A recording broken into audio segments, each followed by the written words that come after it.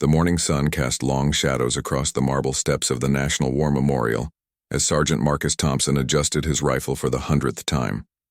His uniform was pressed to perfection, each crease sharp enough to cut paper. The black leather of his boots reflected the sky like mirrors. For 3 years he had stood guard at this sacred place, watching over the tomb of the unknown soldier with unwavering dedication. Marcus had learned early in his military career that being a ceremonial guard was not just about standing still. It was about honor, respect, and maintaining a connection between the living and the fallen. Every step he took during the changing of the guard was measured and precise. 21 steps north, pause for 21 seconds. 21 steps, south, pause again. The number 21 represented the highest military honor, and Marcus carried that weight with him every single day. The other guards often joked that Marcus was made of stone. During thunderstorms, he stood motionless as rain soaked through his uniform. In scorching summer heat, sweat would pour down his face, but he never moved to wipe it away. Winter winds that made visitors pull their coats tight barely seemed to affect him. He had perfected the art of looking through people rather than at them, his gaze fixed on some distant point that existed only in his mind. Visitors came and went throughout the day. School children on field trips would whisper and point, their teachers quickly shushing them and explaining the importance of respectful silence. Veterans in worn baseball caps would stand for long minutes, sometimes saluting, sometimes just staring with eyes that held memories too heavy for words. Tourists snapped photos from a respectful distance, understanding somehow that this was not a place for casual behavior. Marcus noticed them all, even though his face never showed it. He saw the elderly man who came every Tuesday, always carrying a small American flag. He observed the young mother who brought her toddler son, teaching him to be quiet and respectful in this sacred space. There was the group of teenage boys who initially came to joke around but left in thoughtful silence after watching the ceremony. The changing of the guard happened every 30 minutes during summer months and every hour in winter. Marcus moved, with mechanical precision, his rifle switching from shoulder to shoulder in movements so practiced they had become as natural as breathing. The click of his heels on the marble walkway created a rhythm that visitors often found hypnotic. Some said watching the guards was like witnessing a living meditation on honor and sacrifice. Behind his stoic expression, Marcus carried stories that made his commitment personal. His grandfather had died in Vietnam, a young soldier whose body was never recovered. His father had served 2 tours in Iraq and came home changed, struggling with memories that haunted his sleep. Marcus understood that every unknown soldier represented someone's son, father, brother, or friend, someone who would never come home to family dinners or birthday celebrations. The memorial itself was a masterpiece of solemn beauty. The white, marble tomb bore simple words, "Here rests in honored glory an American soldier known but to God." Fresh flowers appeared daily, left by visitors who understood the significance of this place. The eternal flame flickered constantly, a promise that the sacrifice would never be forgotten. Other guards had come and gone during Marcus's tenure. Some found the duty too demanding, the pressure of perfection too intense.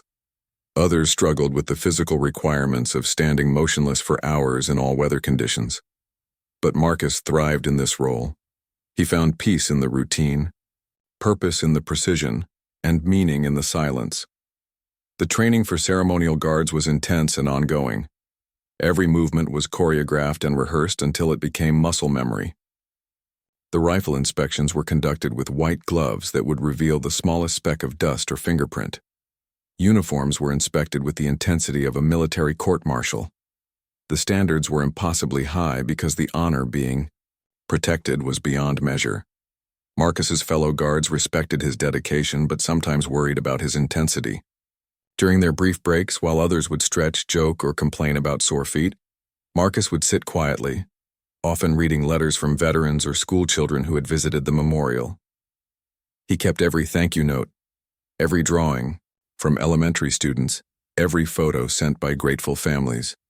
The memorial attracted visitors from around the world. Foreign dignitaries would come to pay their respects, understanding that honoring fallen soldiers transcended national boundaries. Military families would travel hundreds of miles to witness the ceremony, finding comfort in the precision and dignity of the guard's dedication. As afternoon shadows began to lengthen, Marcus prepared for what he thought would be another routine, changing of the guard. He had no way of knowing that this particular day would challenge everything he believed about his duty and his ability to maintain perfect composure. Somewhere in the gathering crowd of visitors, a small girl clutched a folded piece of paper, working up the courage to approach the one person everyone knew never moved, never spoke, never broke formation. The wind picked up slightly, rustling, the leaves of the nearby oak trees that had witnessed thousands of these ceremonies. Marcus adjusted his grip on his rifle and prepared to begin his next tour of duty, unaware that in just a few minutes his world would change forever. The marble beneath his feet felt solid and eternal, just as his resolve had always been. But some moments in life have the power to reach past even the strongest walls we build around our hearts. The crowd that afternoon was larger than usual. A tour bus had arrived carrying members of a veterans organization, their gray heads bent in respectful conversation as they approached the memorial. Behind them walked families with children, some carrying small flags, others holding flowers they planned to leave near the eternal flame. Marcus began his ceremonial walk, each step measured and deliberate. His eyes remained fixed ahead, but his peripheral vision caught the movement of visitors arranging themselves behind the chain barriers. The sound of his footsteps echoed off the marble columns, creating a steady rhythm that seemed to quiet even the youngest children in the crowd. Among the visitors stood 8-year-old Emma Rodriguez, her small hand gripping her grandmother's tightly. Emma had never seen anything like this before. She watched in fascination as the guard moved with robotic precision, never blinking, never acknowledging the dozens of people watching his every move. Her grandmother, Maria, had insisted they come here during their visit to the capital. "Mija," Maria whispered to Emma, "this is where we honor the soldiers who died protecting our freedom. That man is guarding them, making sure they are never forgotten." Emma's dark eyes were wide with curiosity and something deeper. 3 months ago, her older brother David had been killed in Afghanistan. He was only 19, fresh out of basic training, excited to serve his country. The family was still learning how to live with the enormous hole his absence had created in their daily lives. Maria had brought Emma here hoping it might help the little girl understand that her brother's sacrifice was part of something bigger, something important. But watching her granddaughter's face, she could see that Emma was processing emotions too complex for her young mind to fully grasp. As Marcus completed his 21 steps and began his pause, facing away from the crowd, Emma tugged on her grandmother's sleeve. "Abuela, does he know about David?" she whispered. Maria's eyes filled with tears she quickly wiped away. "No, mija. He doesn't know about your brother. But David was a soldier too. He should know about David." The simplicity of a child's logic often cuts straight to the heart of complicated matters. Emma couldn't understand why this important guard, who was supposed to honor all soldiers, didn't know about the most important soldier in her world. In her 8-year-old mind, this seemed like a terrible oversight that needed to be corrected. Marcus turned and began his walk back, his face a mask of professional composure. He had perfected the ability to see without seeing, to be aware of his surroundings while maintaining the detached focus his duty required. But something about the small girl caught his attention. While most children were fidgety or distracted, she stood perfectly still, studying him with an intensity that matched his own. Emma watched as the guard completed another circuit. She noticed how other people seemed almost afraid to get too close. To him, how they spoke in whispers when they spoke at all. He seemed powerful and untouchable, like a statue that had come to life. But Emma had never been intimidated by adults, especially when she felt she had something important to say. As Marcus paused again, Emma made a decision that would have terrified most children. She let go of her grandmother's hand and took a step forward. Maria reached for her, but Emma was already moving toward the chain barrier that separated visitors from the guard. "Emma, no," Maria whispered urgently, but she was too far away to stop her granddaughter without creating a scene that would disturb the sacred quiet of the ceremony. Emma approached the barrier and stood directly in Marcus's line of sight. Even though she knew he wasn't supposed to look at her, she stared up at his face, searching for some sign of the person behind the uniform. What she saw surprised her. His eyes, while focused straight ahead, seemed sad to her. There was something in his expression that reminded her of how her father looked sometimes when he thought no one was watching. The other visitors began to notice the small girl standing so close to the guard. Some smiled at her boldness, while others looked concerned that she might disrupt the ceremony. A park ranger started moving in her direction, ready to gently guide her back to her family. But Emma wasn't planning to cause trouble. She reached into her small backpack and pulled out a piece of paper that had been folded and refolded many times. It was a letter she had written the night before, after her grandmother had explained where they would be going. The words were written in the careful, uneven handwriting of a second grader, with several misspellings and crossouts where she had changed her mind about what she wanted to say. Marcus was acutely aware of the child's presence, but maintained his professional composure. In his 3 years of guard duty, he had learned to block out distractions. Children had approached before, sometimes trying to get him to smile or move. He had remained stoic through it all. But this child was different. She wasn't trying to break his concentration for entertainment. She seemed to have a purpose. Emma looked at the folded paper in her hand, then back up at the guard's face. She had practiced what she wanted to do, but now that the moment was here, she felt nervous. What if he got angry? What if she got in trouble? But then she thought about David and how he would want her to be brave, just like he had been. The ceremony continued around them, but for Emma and Marcus, the world had narrowed to this moment. She could hear her grandmother calling her name softly, could sense the park ranger getting closer, but she knew she had to act now or lose her courage entirely. With a deep breath that made her small shoulders rise and fall, Emma made her move. She would later remember this moment as the scariest and most important thing she had ever done, not knowing that it would also be the most important moment in Marcus Thompson's military career. Emma took another small step closer to the chain barrier, her heart beating so fast she could hear it in her ears. The folded paper in her hand felt heavier than it should, weighted with all the love and loss she couldn't fully express in words. Around her, the whispers of concerned adults grew slightly louder, but she blocked them out the same way she had learned to block out the worried conversations her parents had late at night when they thought she was sleeping. Marcus was now acutely aware that something unusual was happening. In 3 years of ceremonial duty, he had developed an almost supernatural ability to sense disruptions without breaking his concentration. Children had tried to get his attention before, but this felt different. This child wasn't seeking entertainment or trying to test his resolve. There was a gravity to her presence that penetrated even his professional armor. The park ranger was getting closer, moving slowly to avoid startling the child or disrupting the ceremony.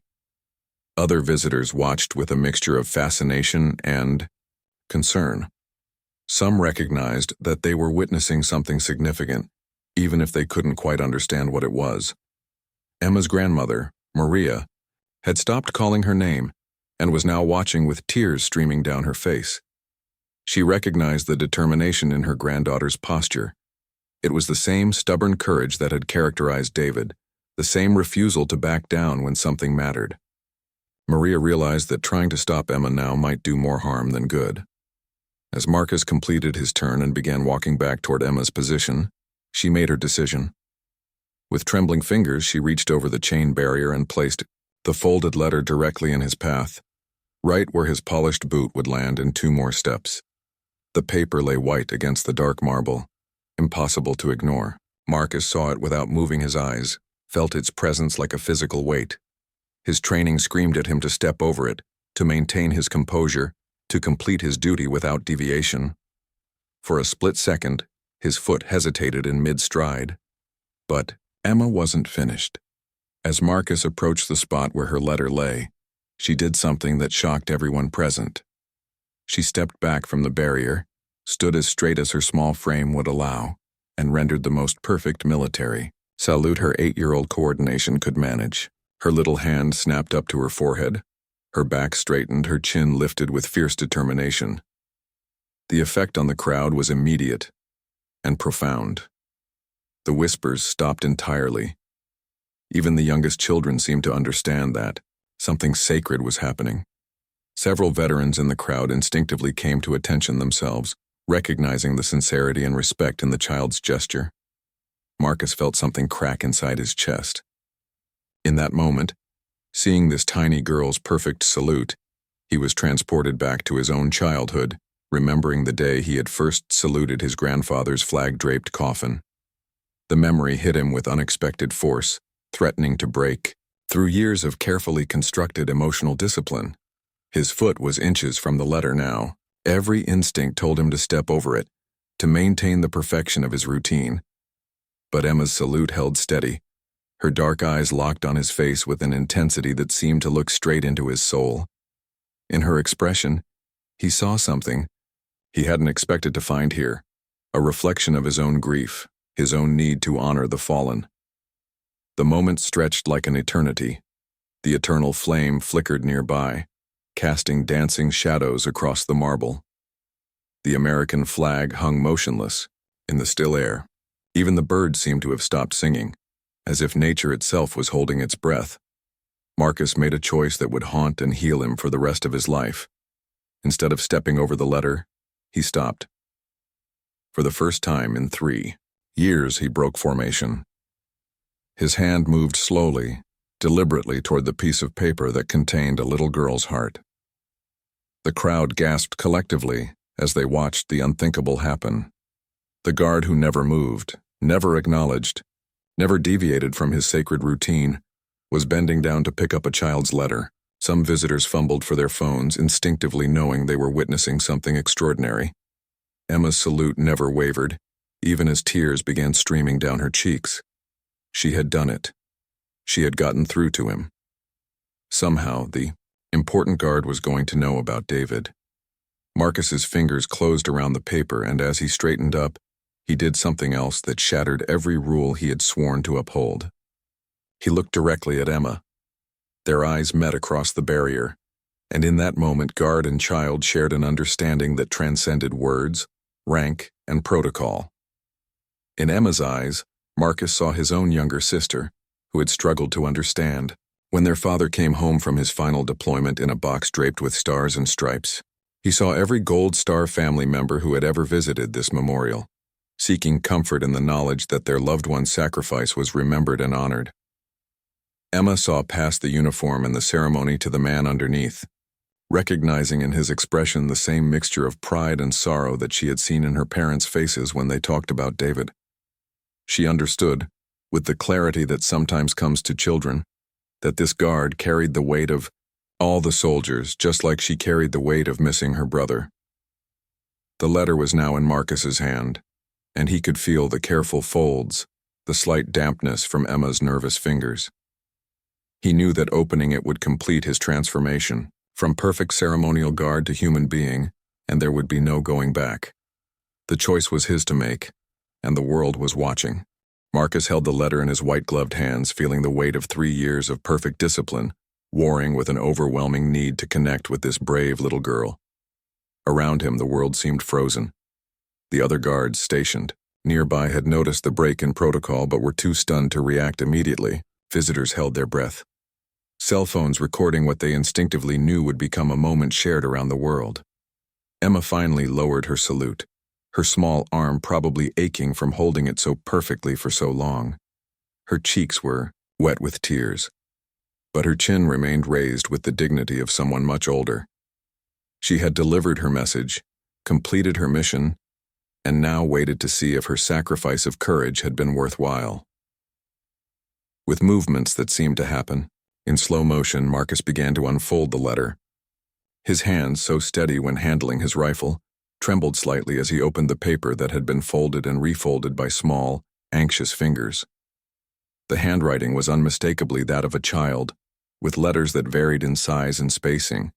Some words spelled phonetically, others crossed out and rewritten. The letter read, "Dear Guard, my name is Emma. My brother David was a soldier too, but he died in Afghanistan 3 months ago. He was very brave and loved America. I wanted you to know about him because you watch over soldiers, and I think you should know about the best soldier, ever. He used to sing me to sleep and helped me with my homework. He said soldiers protect each other even after they go to heaven. I hope you and David can be friends up there. Can you please tell the unknown soldier about my brother? Thank you for keeping everyone safe. Love, Emma Rodriguez. P.S. David would like you, I think. The words hit Marcus like a physical blow. Every carefully constructed wall he had built around. His emotions began to crumble. He saw his own grief reflected in the child's simple, honest words. He remembered being her age when he learned that his grandfather would never come home from Vietnam. The pain was different, but the love was the same. The need to honor and remember was identical. Emma watched his face change as he read, saw the moment when the perfect guard became simply a man reading about a little girl's hero brother. She had worried that her spelling mistakes might make him not understand, but his expression told her that he understood perfectly. Marcus looked up from the letter and again made eye contact with Emma. This time, he didn't just see her. He really looked at her. He saw the intelligence in her dark eyes, the strength in her small shoulders, the love that radiated from her even in the midst of her grief. She reminded him of every military child he had ever known, those resilient kids who learned early that love and loss often walked hand in hand. What happened next surprised even Marcus himself. Still holding the letter, he came to attention and rendered a slow, perfect salute directly to Emma. Not the mechanical salute of ceremony, but a deeply personal salute that acknowledged her brother's sacrifice, her family's loss, and her own incredible bravery in approaching him. The crowd erupted in spontaneous applause, but it wasn't the applause of entertainment. It was the deeper recognition of witnessing something sacred, something that transcended the usual boundaries between strangers. Veterans in the crowd were wiping their eyes, understanding exactly what they had just seen. Parents held their children closer, using this moment to teach about courage, respect, and the true meaning of sacrifice. Emma's grandmother, Maria, was sobbing openly now, but they were tears of pride as much as sorrow. Her granddaughter had done something remarkable, something that honored David's memory in a way that no formal ceremony ever could. She watched as the guard maintained his salute to Emma, and in that gesture she saw recognition not just of David's service, but of the family he had left behind. The park ranger who had been approaching to intervene stopped in his tracks, recognizing that this was no longer a situation requiring correction, but rather a moment requiring reverence. His own eyes filled with tears as he watched the interaction between the grief-stricken child and the guard who had found his humanity in her courage. Marcus slowly lowered his salute and carefully folded the letter back up. Instead of placing it in a pocket where it might be forgotten, he held it close to his chest over his heart. Emma understood the gesture and smiled through her tears. She had accomplished what she came to do. The important guard now knew about David, and somehow she felt that David knew it too. For several more seconds, guard and child looked at each other across the barrier that separated them physically, but could not separate them emotionally. In that exchange, both were changed forever. Emma had learned that even the strongest, most disciplined adults could be moved by love and loss. Marcus had rediscovered why his duty mattered, why standing guard over the unknown soldier was about more than ceremony and tradition. The moment couldn't last forever. Other guards were approaching, probably to relieve Marcus or to address the break in protocol. The crowd was beginning to whisper again, processing what they had witnessed. But the connection had been made, the message had been delivered, and neither Marcus nor Emma would ever be quite the same. As Emma finally stepped back to rejoin her grandmother, she gave Marcus one last smile, this one bright with the satisfaction of a job well done. Marcus watched her go, still holding her letter, still feeling the reverberations of her courage echoing through his chest. He knew that his commanding officers would have questions about his breach of protocol, but for the first time in years, he cared more about doing what was right than doing what was regulation. The aftermath of Emma's letter delivery unfolded like ripples spreading across still water. Within hours, videos of the encounter had spread across social media platforms, shared by witnesses who understood they had captured something extraordinary. The footage showed the moment when rigid military protocol gave way to pure human compassion, when a little girl's love for her fallen brother broke through years of ceremonial perfection. Marcus found himself in his commanding officer's quarters, later that afternoon still holding Emma's letter. Colonel Sarah Mitchell had served 3 tours overseas and had been running the ceremonial guard unit for 5 years. She had seen everything, or so she thought, until today's unprecedented events crossed her desk through a flurry of phone calls and media inquiries. "Sergeant Thompson," Colonel Mitchell began, her voice stern but not unkind. "In 20 years of military service, I have never had to address a situation quite like this one. You broke formation, abandoned your post protocol, and created what could be seen as a spectacle at one of our nation's most sacred sites." Marcus stood at attention, Emma's letter still clutched in his hand. He had expected this conversation and had spent the intervening hours preparing his defense. But now, facing his commanding officer, he realized he had no defense other than the truth. "Ma'am, I understand the severity of my actions.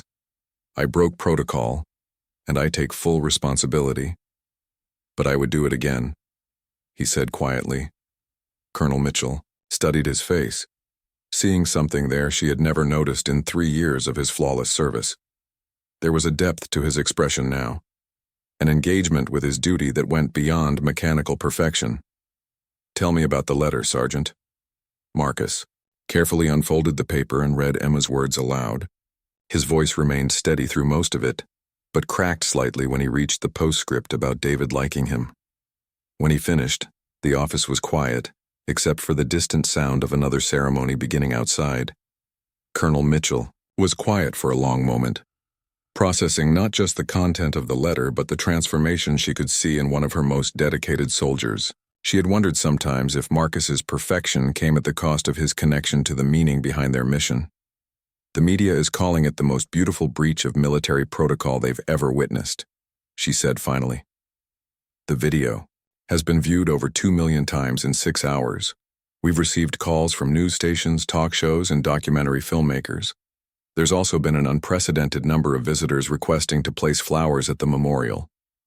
Marcus wasn't sure if this was good news or bad news. He had never sought attention or recognition for his service.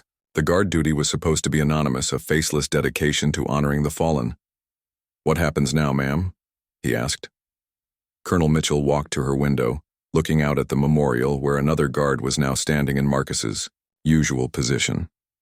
Normally, a breach of protocol this significant would result in disciplinary action, possibly removal from ceremonial duties. But this situation is anything but normal. She turned back to face him. "The phone hasn't stopped ringing.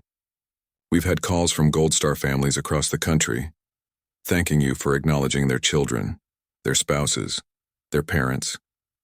We've heard from veterans who said seeing you respond to that little girl reminded them why they served. The Secretary of Defense has personally reviewed the footage."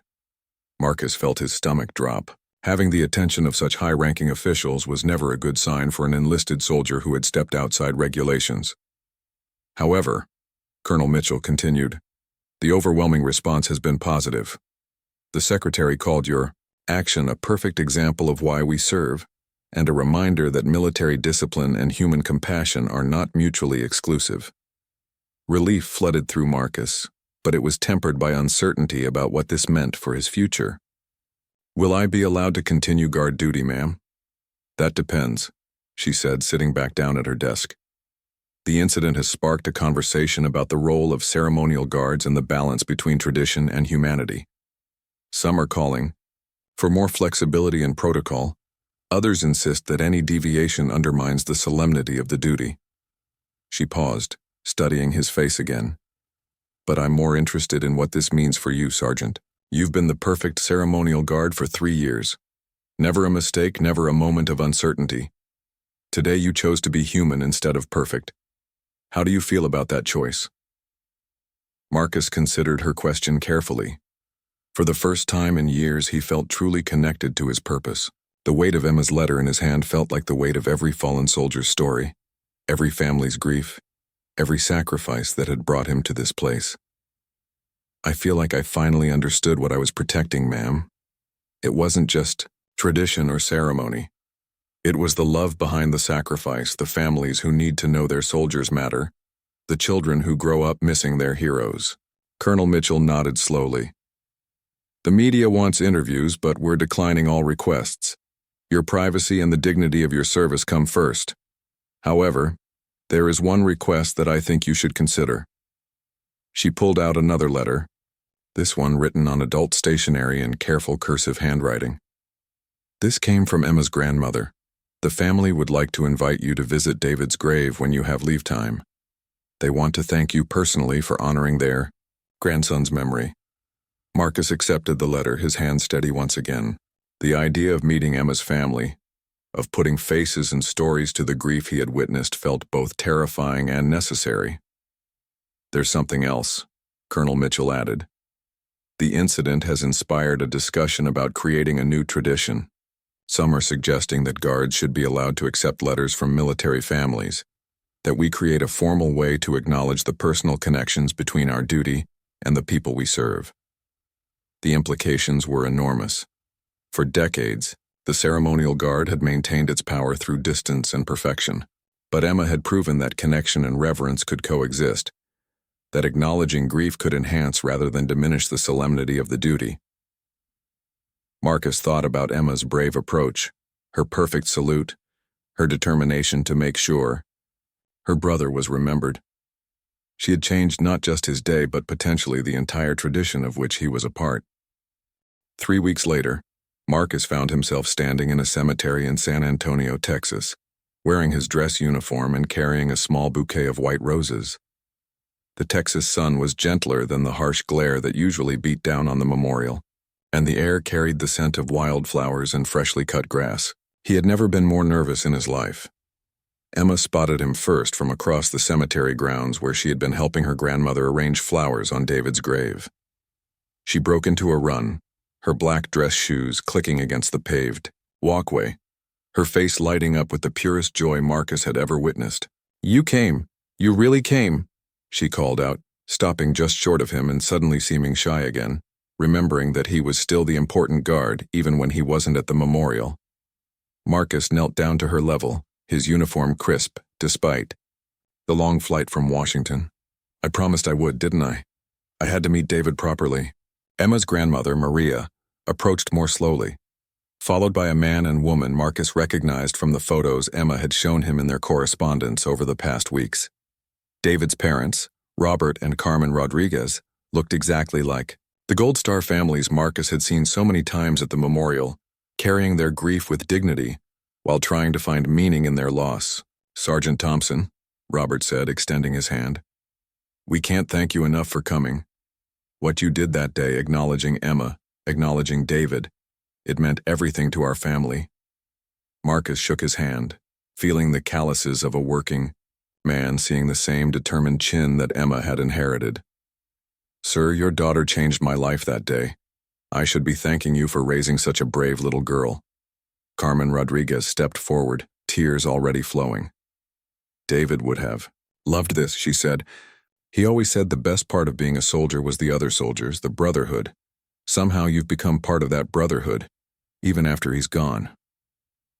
They walked together toward David's grave, a modest headstone decorated with a small American flag, fresh flowers, and a photograph of a young man in army fatigues with Emma's same bright smile. Marcus placed his roses next to the family's flowers and stepped back to render a crisp salute. Emma watched him honor her brother and felt a completion she hadn't known she needed. "Tell him about the memorial," she whispered to Marcus. "Tell him about the unknown soldier." Marcus looked at the photograph of David Rodriguez, seeing in his face the youth and determination of every soldier he had ever honored in his ceremonial duties. But now David had a name, a story, a little sister who missed him desperately. "David," Marcus said quietly, "I want you to know that your sacrifice hasn't been forgotten. Every day I stand guard, I'll be thinking about you and soldiers like you. Your sister taught me that we're not just honoring the unknown, we're honoring all of you, every family, every story." The simple words carried the weight of a promise that went far beyond military protocol. Emma slipped her small hand into Marcus's gloved one, and together they stood in silence for several minutes, each lost in their own thoughts about love, loss, and the connections that bind strangers together. Later, at the Rodriguez family home, Marcus found himself surrounded by photo albums, home videos, and stories about David's life. He learned that David had been afraid of spiders but fearless when it came to protecting his little sister from bullies. He heard about David's terrible cooking attempts, his dream of becoming a teacher after his military service, his habit of calling home every Sunday no matter where he was stationed. He was going to teach history, Carmen explained, showing Marcus David's college transcripts. He wanted kids to understand that history isn't just dates and events. It's about real people making real sacrifices. Marcus realized that David's dream was coming true in an unexpected way. Through Emma's courage and his own response to it, they were teaching the world about the real people behind military service, the families who sacrifice alongside their soldiers, the love that makes duty meaningful. The visit lasted 3 days, during which Marcus became not just a guest but almost a member of the family. He helped Emma with her homework, listened to Robert's stories about his own military service, and learned to make Carmen's famous tamales. Most importantly, he began to understand that his duty at the memorial was not just about honoring the dead, but about comforting the living. On his last morning in San Antonio, Emma presented him with a gift, a small flag that had been draped over David's coffin, folded with the precision her father had taught her. "I want you to keep this at the memorial," she said, "so David can help you watch over everyone." Marcus accepted the flag with hands that were steadier than they had been in weeks. The weight of it felt sacred, not just because of its symbolic meaning, but because of the love and trust with which it was given. When Marcus returned to his duties in Washington, he carried more than just Emma's flag and her original letter. He carried a renewed understanding of his purpose that transformed every step of his ceremonial walk. Visitors began to notice something different about him, a depth of connection that made his precision seem less mechanical and more meaningful. Thank you. Changes at the memorial began gradually.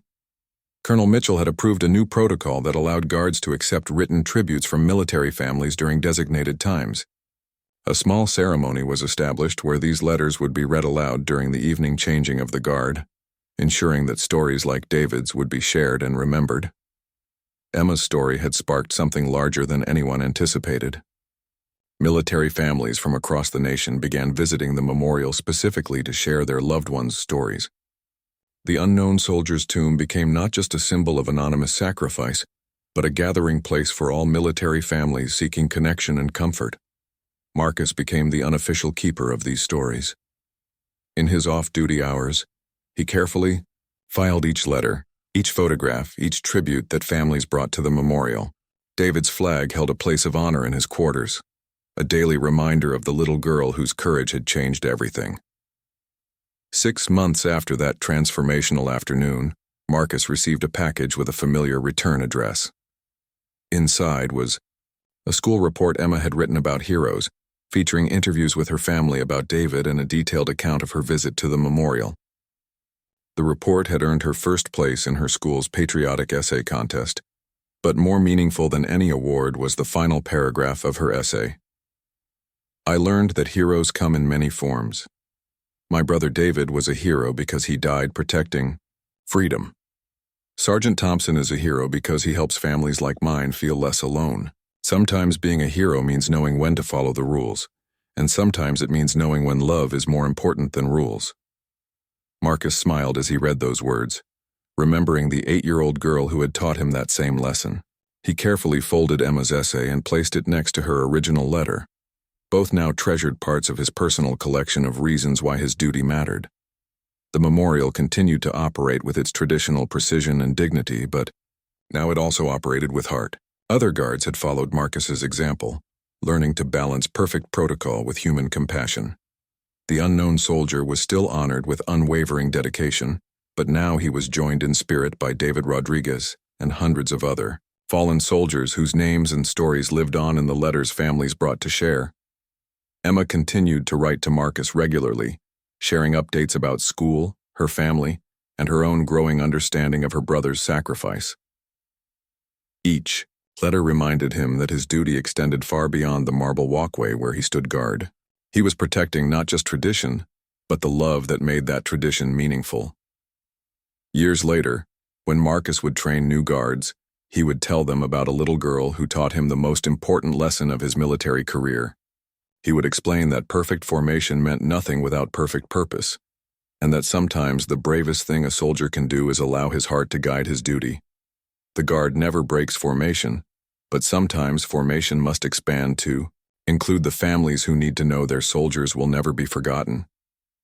Emma Rodriguez had shown them all how to honor the fallen, not just with ceremony, but with connection, not just with tradition, but with love.